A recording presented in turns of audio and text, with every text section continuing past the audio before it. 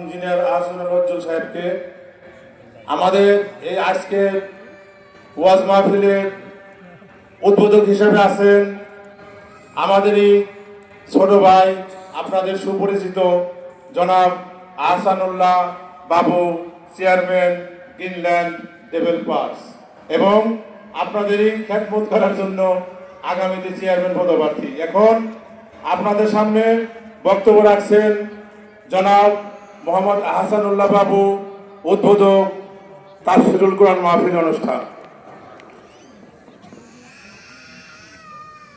আউযু বিল্লাহি মিনাশ শাইতানির রাজিম। বিসমিল্লাহির রহমানির রহিম।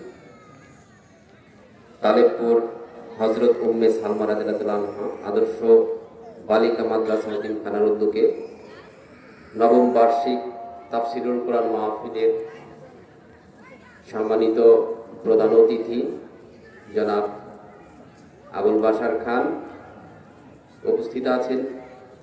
আজকের মাহফিলের অন্যতম আমন্ত্রিত অতিথি উপস্থিত, আজকের মাহফিলের সম্মানিত সভাপতি, প্রধান বক্তা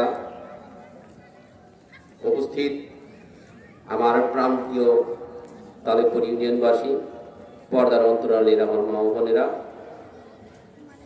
এবং আমার সাথে উপস্থিত আছেন আমার সফর সঙ্গী হিসেবে আমার শ্রদ্ধেয় মুরব্বীবৃন্দ, প্রত্যেককেই আমার অন্তরের অন্তঃস্থল থেকে সালাম, আসসালামু আলাইকুম।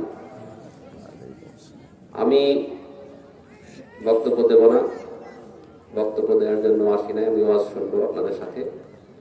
আমার জন্য আপনারা দোয়া করবেন, আল্লাহ যেন আমাকে আপনাদের একজন সেবক হিসেবে কবুল করেন, তালেবপুর ইউনিয়নবাসীর সেবক হিসেবে কবুল করেন।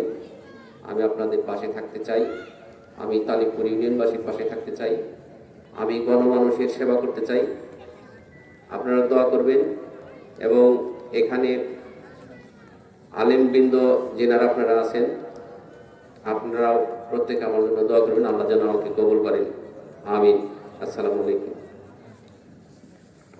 তালেবপুর হযরত উম্মে সালমা রাদিয়াল্লাহু আনহা আদর্শ মহিলা মাদ্রাসা এতিমখানার উদ্যোগে আজকে নবম বার্ষিক তাফসিরুল কোরআন মাহফিলের শুভ উদ্বোধন ঘোষণা করছি।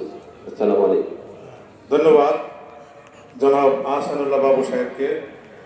এখন